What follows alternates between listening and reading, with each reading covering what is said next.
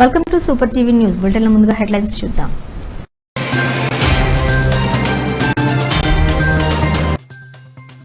కేటీఆర్ తో కలిసి తిరిగే ఎమ్మెల్యేలు నాతో టచ్ లో ఉన్నారు, వెల్లడించిన పిసిసి అధ్యక్షులు మహేష్ కుమార్ గౌడ్.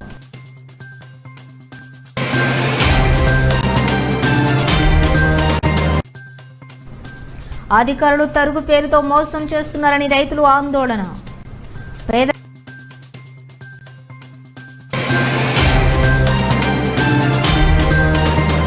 కోసం పోరాడినందుకు పట్నం నరేందర్ రెడ్డిని జైల్లో పెట్టారని కేటీఆర్ ఆవేదన.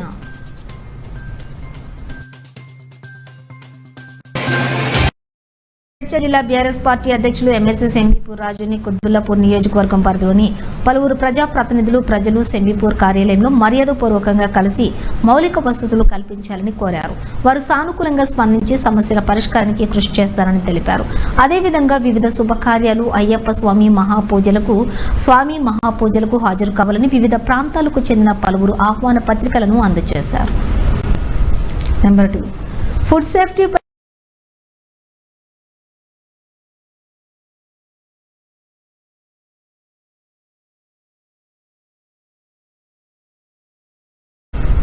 నెంబర్ 2 ఫుడ్ సేఫ్టీపై రాష్ట్ర వైద్య ఆరోగ్య కుటుంబ సంక్షేమ శాఖ మంత్రివర్యులు దామోదర రాజనరసింహ రివ్యూ సమావేశం నిర్వహించారు.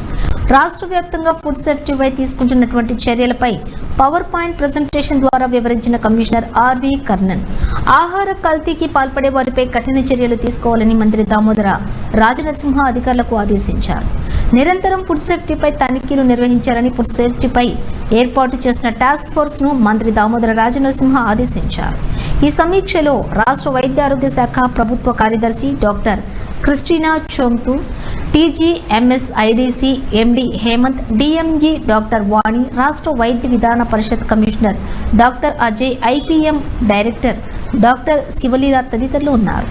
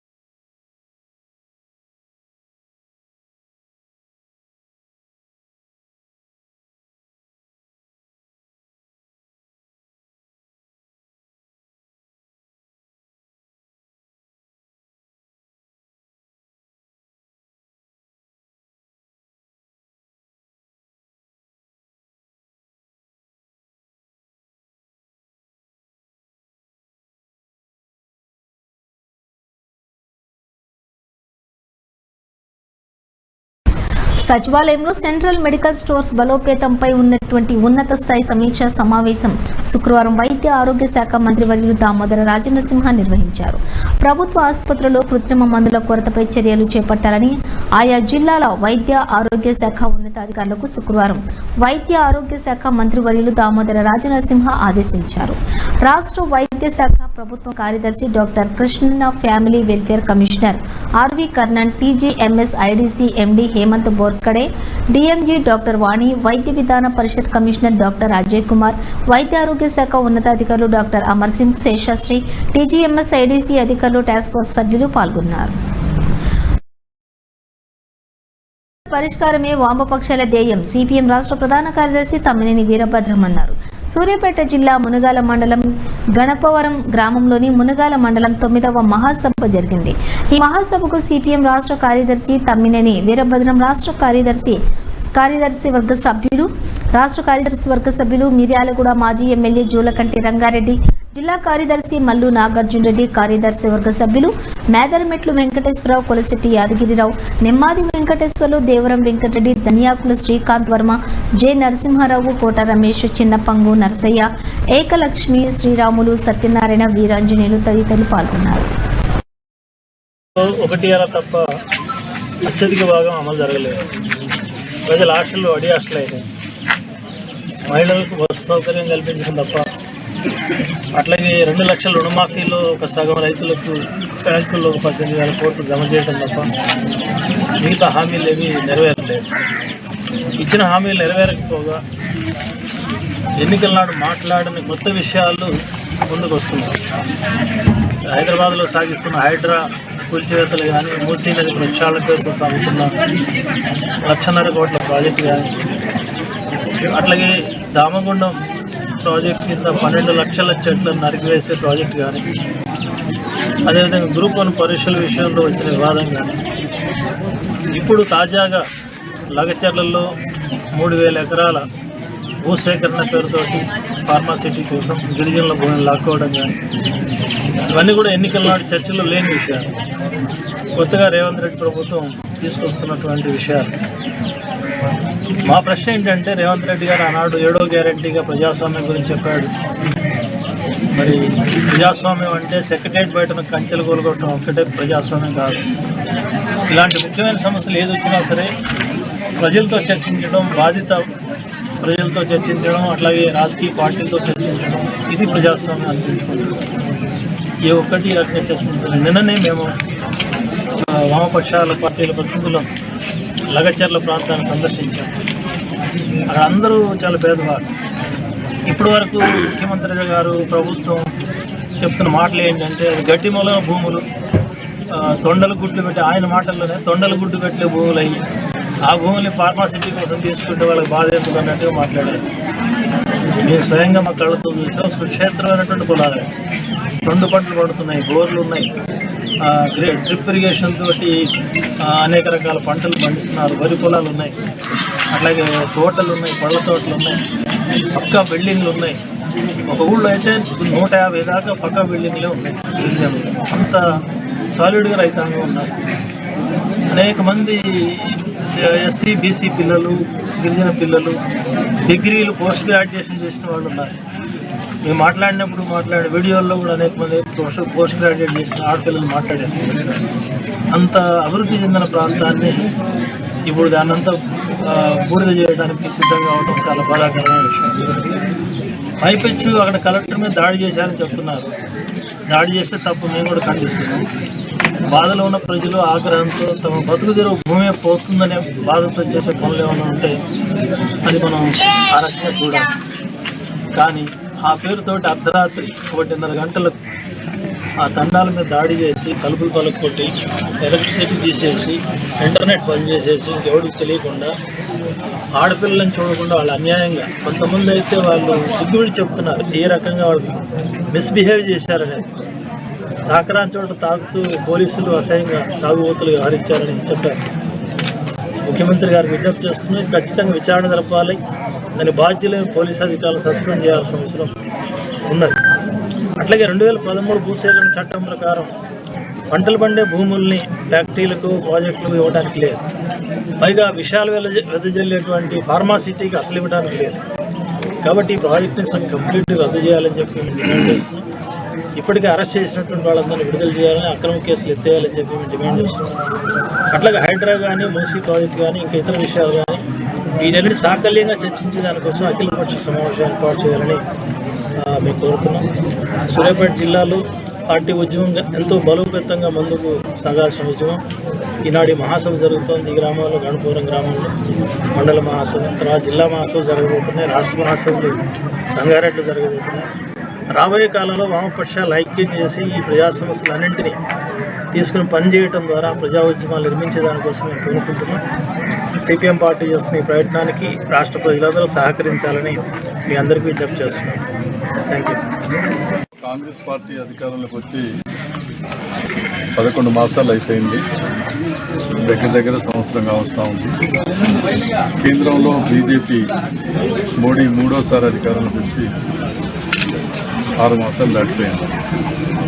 అటు కేంద్ర ప్రభుత్వం కానీ, రాష్ట్ర ప్రభుత్వం కానీ తెలంగాణ రాష్ట్రాన్ని అభివృద్ధి చేయడానికి ప్రధానమైనటువంటి సమస్యలు ఏవైతున్నాయో వాటిని పరిష్కరించడానికి కావాల్సినటువంటి చిత్తశుద్ధిగా ఒక ప్రణాళికాబద్ధంగా ఏమాత్రం కూడా ఆలోచించడం లేదు.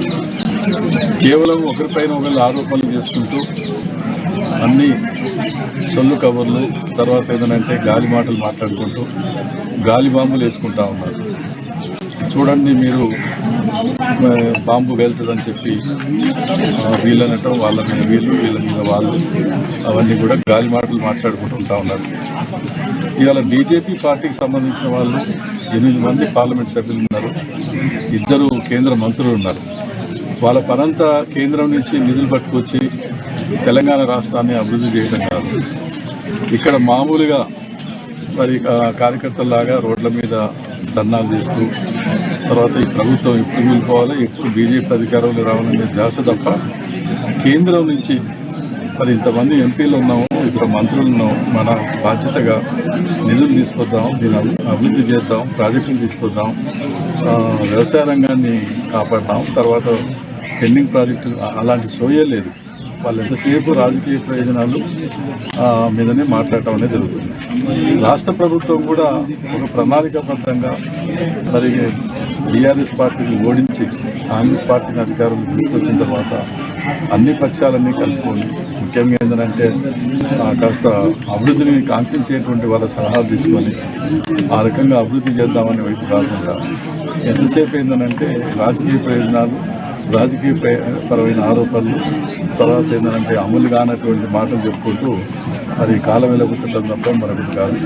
అందుకని అటు కేంద్ర ప్రభుత్వం కానీ, రాష్ట్ర ప్రభుత్వం కానీ ప్రజల సమస్యల్ని పూర్తిగా వదిలేసి ఏంటంటే రాజకీయ ప్రయోజనాలు, రాజకీయపరమైనటువంటి ఆరోపణలు ఒకరిపైన వాళ్ళు చేసుకుంటూ పోతా ఉన్నారు.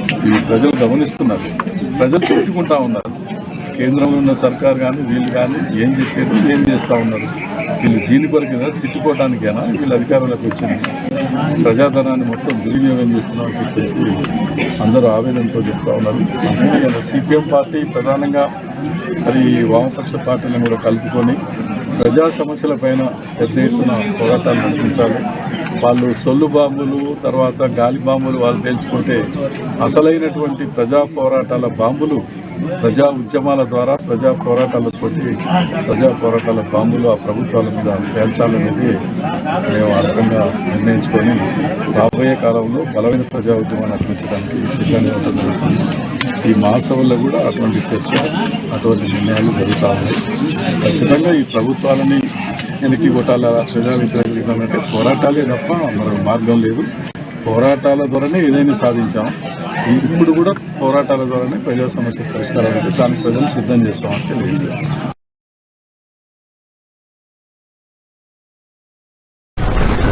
గత 10 ఏళ్ల పాటు కేసీఆర్ ప్రభుత్వం తెలంగాణలో ఉన్నంత కాలం ఆదాని ఎంత ప్రయత్నం చేసినా వారితో ఒప్పందాలు చేసుకోలేదని, రేవంత్ రెడ్డి అధికారంలోకి రాగానే బడే భాయ్ ఆదేశం చోటే భాయ్ అమలు అన్నట్టు వెంటనే అదానీతో ఒప్పందాలు చేసుకున్నారు అని బీఆర్ఎస్ వర్కింగ్ ప్రెసిడెంట్ కేటీఆర్ అన్నారు. ఎంత ప్రయత్నం చేసినా, ఎన్ని రకాలుగా ఆనాడు మమ్మల్ని కన్విన్స్ చేసే ప్రయత్నం చేసినా, ఆనాడు నేను పరిశ్రమల శాఖ మంత్రిగా కూడా ఉన్నాను. ఏనాడు కూడా మేము ఈరోజు అక్కడ కేంద్రంలో బీజేపీ, ఇక్కడ రాష్ట్రంలో రేవంత్ రెడ్డి గారు ఎర్రతివాచి పరిచే ఏదైతే స్వాగతం పలికారో మేము మాత్రం ఆ పని చేయలేదు. ఎన్నడూ ఆయన నిబంధనలకు మేము ఒప్పుకోలేదు. ఒకటి వాస్తవం, రేవంత్ రెడ్డి ప్రభుత్వం రాగానే మరి బడాబాయ్ ఆదేశం ఇచ్చినట్టున్నారు, చోటాబాయ్ అమలు చేసినట్టున్నారు. వెంటనే 12,400 కోట్ల ఒప్పందాలు కుదిరినాయని చెప్పి చాలా ఘనంగా తెలంగాణ ప్రభుత్వం, కాంగ్రెస్ ప్రభుత్వం జనవరి నెలలో ఈ సంవత్సరంలోనే ప్రకటనలు గుప్పించింది. అందులో 5,000 కోట్ల రూపాయలతో గ్రీన్ ఎనర్జీ కోసం 2 పంప్డ్ స్టోరేజ్ యూనిట్లు, అదేవిధంగా 5,000 కోట్లతో 2 డేటా సెంటర్లు, 1,400 కోట్లతో అంబుజా సిమెంట్స్ ఫ్యాక్టరీ, 1,000 కోట్ల రూపాయలు ఇంకొక ఏరోస్పేస్ రంగంలో అని చెప్పి వారు ఆనాడు 12,400 కోట్ల రూపాయలకు సంబంధించిన ఎంఓయూలు, మెమరాండమ్ ఆఫ్ అండర్స్టాండింగ్స్ చేసుకున్నట్టుగా ముఖ్యమంత్రి గారు చాలా ఘనంగా చెప్పారు. తదనంతరం చూస్తే మీరు ఏం జరిగింది అని చూస్తే జనవరి మాసం తర్వాత ఈ సంవత్సరంలో తెలంగాణ విద్యుత్ సంస్థలను అదానీ గారికి అప్పజెప్పే ప్రయత్నం కూడా ముఖ్యమంత్రి గారు చేశారు. అందులో భాగంగా చిట్ చాట్ అని పెట్టి ఆ చిట్ చాట్ లో ఓల్డ్ సిటీలో బిల్లుల వసూలు అదానీ గారికి శాంపుల్ గా పైలట్ గా అప్పజెప్తున్నాము, తదనంతరం ఎట్లా ఉంటుందో చూద్దాం అంటూ డిస్కామ్ల ప్రైవేటీకరణ చేసి అల్టిమేట్ గా అదానీ గారికి అప్పజెప్పాలనే కుట్రకు కూడా రేవంత్ రెడ్డి గారు ఆనాడే ఆలోచన కూడా చేసినారు. ఇక మొత్తం అక్కడ రామన్నపేటలో, యాదాద్రి జిల్లా రామన్నపేటలో ఆ మండల ప్రజలు మొత్తం వ్యతిరేకిస్తుంటే ఇక్కడ వద్దే వద్దు సిమెంట్ పరిశ్రమ, కాలుష్యం వస్తుంది, ఇక్కడ నుంచి ఆ కాలుష్యం మొత్తం పోయి మళ్ళీ మూసీలోనే పడుతుంది, ఏ మూసీనైతే మీరు ఉద్ధరిస్తామంటున్నారో ఆ మూసీకి మళ్ళీ ఈ మురికి మీరే అంటించిన వాళ్ళు అవుతారు, వద్దు ఇక్కడ సిమెంట్ పరిశ్రమ అని చెప్పి రామన్నపేటలో వేలాది మంది ప్రజలు, మా నాయకులు చిరుమర్తి లింగయ్య గారితో సహా స్థానికంగా ఉండే ఇతర పార్టీల నాయకులతో సహా వేలాది మంది ప్రజలు ఆందోళన చేసిన ప్రజాభిప్రాయ సేకరణ విషయంలో మరి దాన్ని కూడా బలవంతంగా కేవలం బడాబాయ్ ఆదేశం, చోటాబాయ్ అనుసరించి దాన్ని కూడా అప్పచెప్పే ప్రయత్నం, అక్కడ ప్రజాభిప్రాయ సేకరణ కూడా ఒక ప్రహసనంగా, ఒక తంతుగా ముగించే ప్రయత్నం చేసినారు. స్కిల్ యూనివర్సిటీ, దానికి సడన్ గా అదానీ గారి మనసు విశాలమయ్యి హృదయం వైశాల్యం పెరిగి 100 కోట్ల రూపాయలు స్కిల్ యూనివర్సిటీకి భారీ విరాళం వారు అందజేసినారు. ఇవన్నీ ఒక కుట్రకు, ఒక స్పష్టమైన ఎజెండాకు తార్కాణంగా మేము భావిస్తా ఉన్నాం.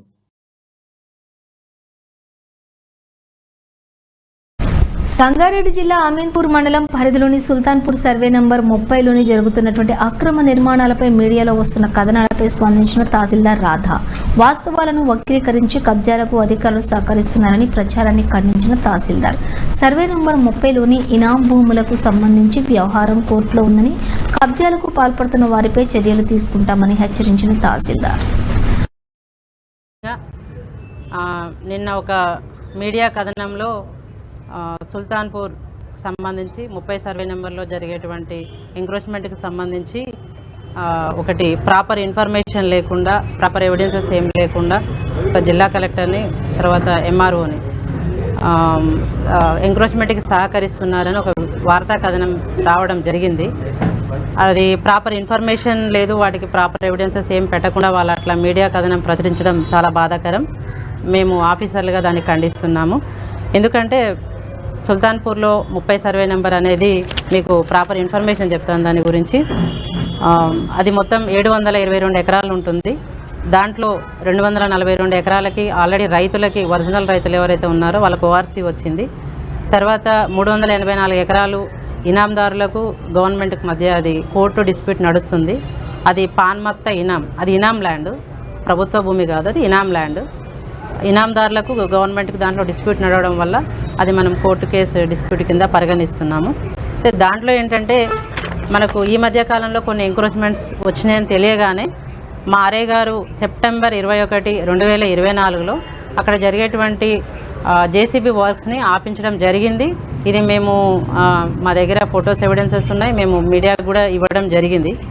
దాని తర్వాత సెప్టెంబర్ 21, 2024 మా ఆర్ఐ గారు విత్ పోలీస్ ఫోర్స్తో యుక్తంగా వెళ్ళి అక్కడ ఉండేటువంటి జేసీబీలని స్టాప్ చేయడం జరిగింది.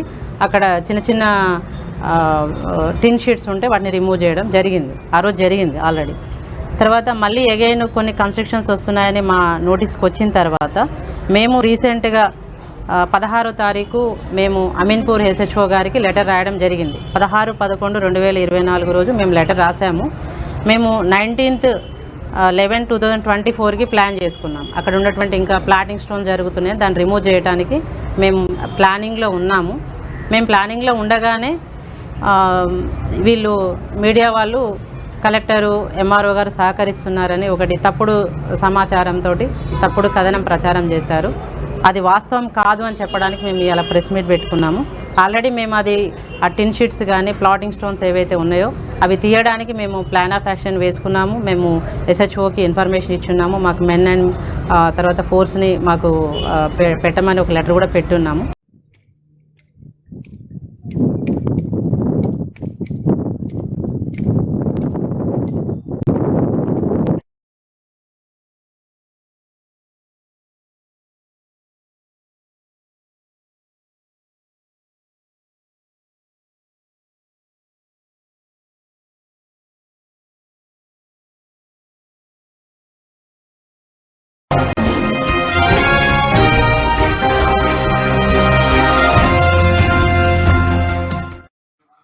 కాంగ్రెస్ పార్టీ ప్రజాపాలన ప్రారంభించి మొదటి సంవత్సరం విజయవంతంగా పూర్తవుతున్న సందర్భంగా ప్రజాపాలన విజయోత్సవాల సన్నాహక సమావేశం కుద్బెల్లాపూర్ నియోజకవర్గం ఇన్ఛార్జి కోలన్ హనుమంత్ రెడ్డి ఆధ్వర్యంలో జిల్లా అధ్యక్షులు సింగిరెడ్డి హరివర్ధన్ రెడ్డి ముఖ్య అతిథిగా నిర్వహించడం జరిగింది.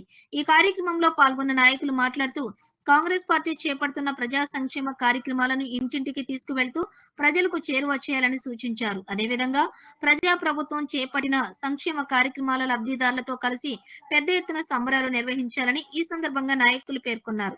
ఈ కార్యక్రమంలో మాజీ MLA Koona Srisailam Goud, R Lakshmi, INTUC Gooda Ailaiah Goud, Lakshma Reddy, బొడ్డు వెంకటేశ్వరరావు తదితరులు పెద్ద ఎత్తున పాల్గొన్నారు.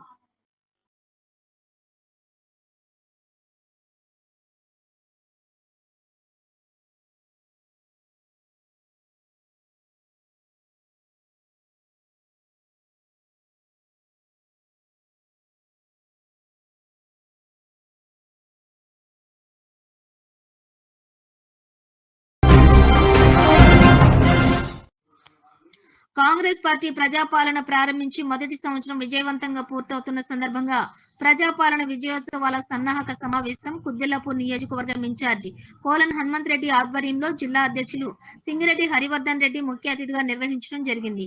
ఈ కార్యక్రమంలో పాల్గొన్న నాయకులు మాట్లాడుతూ కాంగ్రెస్ పార్టీ చేపడుతున్న ప్రజా సంక్షేమ కార్యక్రమాలను ఇంటింటికి తీసుకువెళ్తూ ప్రజలకు చేరువ చేయాలని సూచించారు. అదేవిధంగా ప్రజా ప్రభుత్వం చేపట్టిన సంక్షేమ కార్యక్రమాల లబ్ధిదారులతో కలిసి పెద్ద ఎత్తున సంబరాలు నిర్వహించాలని ఈ సందర్భంగా నాయకులు పేర్కొన్నారు. ఈ కార్యక్రమంలో మాజీ MLA Koona Srisailam Goud, R Lakshmi, INTUC Gooda Ailaiah Goud, Lakshma Reddy, బొడ్డు వెంకటేశ్వరరావు తదితరులు పెద్ద ఎత్తున పాల్గొన్నారు.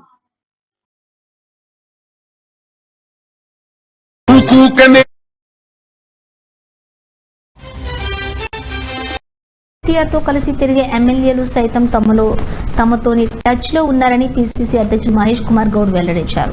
ప్రజలతో పాటు ఎమ్మెల్యేలు కూడా తమ పార్టీ వైపు రావాలని భావిస్తున్నారన్నారు. న్యాయస్థానం తీర్పును తాము స్వాగతిస్తున్నామని, సుప్రీంకోర్టుకు అప్పీల్ వెళ్లవచ్చని ఆ స్వేచ్ఛ వారికి ఉందని పిసిసి అభిప్రాయపడ్డారు. ఉప ఎన్నిక రాకూడదని బీఆర్ఎస్ కోరుకోవాలని, ఒకవేళ వస్తే పార్లమెంట్ లో వచ్చిన ఫలితాలే పునరావృతమవుతాయని ఆయన జోస్యం చెప్పారు. తాము ఎక్కడ తప్పు చేయలేదంటున్న మహేష్ కుమార్ గౌడ్ ఎమ్మెల్యేలను ప్రలోభ పెట్టి తీసుకోవడం లేదని స్పష్టం చేశారు. చాలా మంది వేచి చూస్తూ ఉన్నారు. బీఆర్ఎస్ పార్టీ 10 సంవత్సరాలుగా చేయలేనటువంటి అభివృద్ధి సంక్షేమ కార్యక్రమాలు 11 నెలల్లో చేసి చూపించాం కాబట్టి ప్రజలతో పాటు ఎమ్మెల్యేలు కూడా మా దిక్కు రావాలి, ఈ ప్రభుత్వంలో మేము కూడా భాగస్వామ్యం కావాలని ఎమ్మెల్యేలు రెడీగా ఉన్నారు. రోజు కేటీఆర్ చుట్టూ తిరిగే 2-3 ఎమ్మెల్యేలు కూడా మాతో టచ్లో ఉన్నారు. మోసం చేస్తున్నారని ఆరోపిస్తూ మెదక్ జిల్లా అల్లాదుర్గం మండలం రాంపూర్లో జాతీయ రహదారిపై ట్రాక్టర్లు అడ్డం పెట్టి రైతులు ధర్నా నిర్వహించారు. అధికారుల నిర్లక్ష్యం పట్ల అన్నదాతలు ఆగ్రహం వ్యక్తం చేశారు. రాంపూర్ రైస్ మిల్ శ్రీ ఉమా వెంకటేశ్వర యాజమాన్యంకు వ్యతిరేకంగా రైతులు నినాదాలు చేశారు. రైతులు రహదారిపై బైఠాయించడంతో వాహనాలు భారీగా నిలిచిపోయి రాకపోకలకు గంటసేపు అంతరాయం కలిగింది. తరుగు పేరిట రైతులను నిలువు దోపిడీ చేస్తూ మిల్లర్లు కాసులకు పోగేసుకుంటున్నారని ఆరోపించారు. గిరిజన రైతుల తరపున పోరాడిన పాపానికి పట్నం నరేందర్ రెడ్డిని జైల్లో పెట్టారని బీఆర్ఎస్ కార్యనిర్వాహక అధ్యక్షులు కేటీఆర్ ఆరోపించారు. లగచర్ల దాడి ఘటనకు సంబంధించి చెర్లపల్లి జైల్లో రిమాండ్ ఖైదీగా ఉన్న పట్నం నరేందర్ రెడ్డిని కేటీఆర్ బీఆర్ఎస్ మాజీ శాసనసభ్యులు పరామర్శించారు. కాంగ్రెస్ ప్రభుత్వం అమాయకులు జైల్లో ఉన్నారని, అరాచకాలు చేసేవాళ్లు మాత్రం గద్దెనెక్కి కూర్చుంటున్నారని విమర్శించారు. జైల్లో ఉన్న వారి కుటుంబాలు ఎవరూ భయపడవద్దని, వారి వెంట కేసీఆర్ ఉన్నారని హామీ ఇచ్చారు. పరామర్శించడం జరిగింది. వాస్తవం ఏంటి అంటే ఈరోజు సంగారెడ్డి జైలు నుంచి మొదలు పెడితే చెర్లపల్లి జైలు దాకా అమాయకులేమో జైల్లో ఉన్నారు. కానీ కొడంగల్ నుంచి కొండారెడ్డిపల్లె దాకా అరాచకాలు చేస్తున్న దుర్మార్గులేమో ఇవాళ గద్దెనెక్కి కూర్చున్నారు. సొంత ఊరైతే, సొంత కాన్స్టిట్యున్సీ అయితే నీ సామ్రాజ్యమా? నువ్వేమైనా రారాజువా? నువ్వేమైనా చక్రవర్తివా? లేక 1000 ఏళ్లు బతకనికి వచ్చినవా? నేను ఆడింది ఆట, పాడింది పాట అంటే నువ్వు నీ అంత కాదు, నువ్వు చక్రవర్తివి కాదు రేవంత్ రెడ్డి. నీలాంటి వాళ్ళు చాలా మంది కొట్టుకపోయినారు, నువ్వు కూడా కొట్టుకపోతావు. ఇవాళ జైళ్లలో మగ్గుతున్న ఆ కుటుంబాలకు మేము ఒకటే చెప్తా ఉన్నాం, మీరు భయపడాల్సిన అవసరం లేదు. మీ వెనుక కేసీఆర్ ఉన్నాడు. తప్పకుండా న్యాయం ధర్మం గెలుస్తుంది.